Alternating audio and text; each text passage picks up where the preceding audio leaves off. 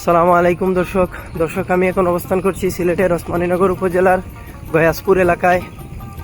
আজকে আপনাদের সামনে এই এলাকার প্রাকৃতিক ও নৈসর্গিক সৌন্দর্য তুলে ধরার চেষ্টা করব। আশা করি আমার সঙ্গে থাকবেন এবং পুরো ভিডিওটি উপভোগ করবেন।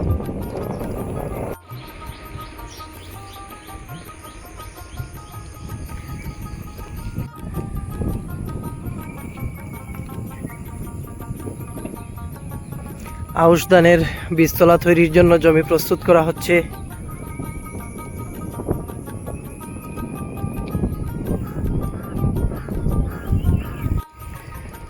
বৈশাখ মাসের ফসল গড়ে তোলা প্রায় শেষ, যদিও এবছর বৈশাখের ফসল তেমন ভালো হয়নি। টানা বর্ষণের ফলে অনেক জমি পানি নিচে চলে গেছে। টানা বর্ষণের ফলে অনেক কৃষক বৈশাখী ফসল ভালোভাবে গড়ে তুলতে পারেননি, যথেষ্ট পরিমাণে ক্ষতির সম্মুখীন হয়েছেন। দীর্ঘদিন পরে এই এলাকায় সাইক্লিং করতে এসেছি, কিন্তু গ্রামটি আগের মতোই চিরসবুজ এবং ছবির মতো সুন্দর।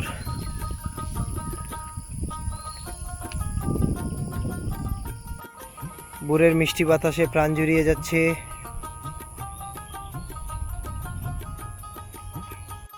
টানা বর্ষণের ফলে সিলেটের বিভিন্ন এলাকায় সবুজে মোড়ানো অদ্ভুত এক সুন্দর রূপ তৈরি হয়েছে। যথারীতি সবুজের সমারোহে ছেয়ে আছে চারিদিক।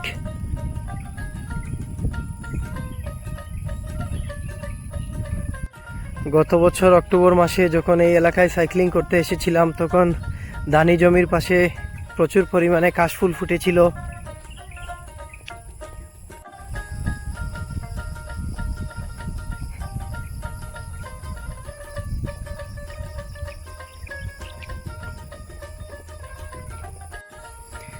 দর্শক, আমি দেখতে দেখতে ইসলামপুর এলাকায় চলে এসেছি।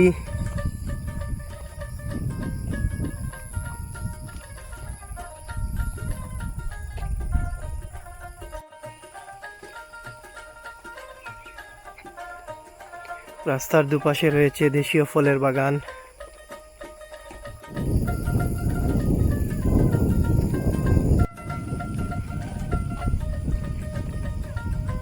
প্রাণে শিহরণ জাগিয়ে দিচ্ছে ভোরের মিষ্টি বাতাস। গ্রামের ছায়াশু নিবিড় রাস্তাঘাট।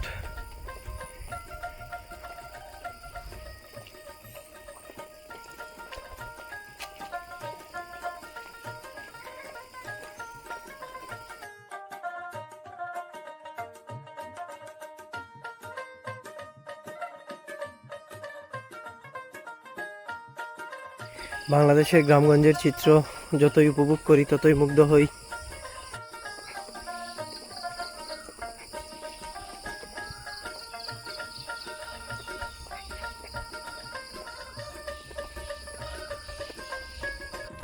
গ্রামের আঁকাবাঁকা সৌন্দর্যমণ্ডিত রাস্তাঘাট।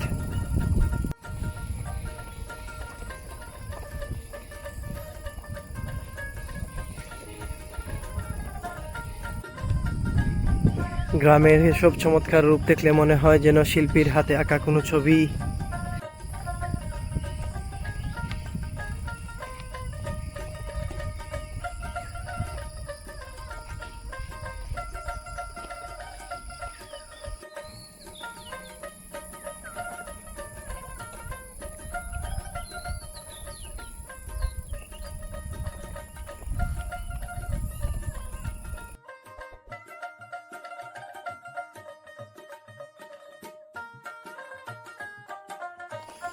মৃদু বাতাসের সাথে ঝরে পড়ছে শুকনো পাতাগুলো।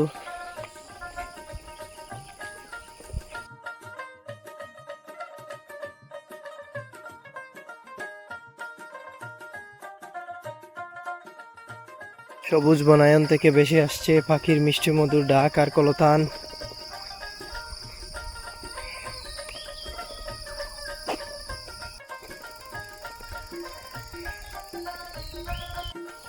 দর্শক, ভিডিওটি আর দীর্ঘায়িত করছি না। ভালো থাকবেন, সুস্থ থাকবেন। আসসালামু আলাইকুম।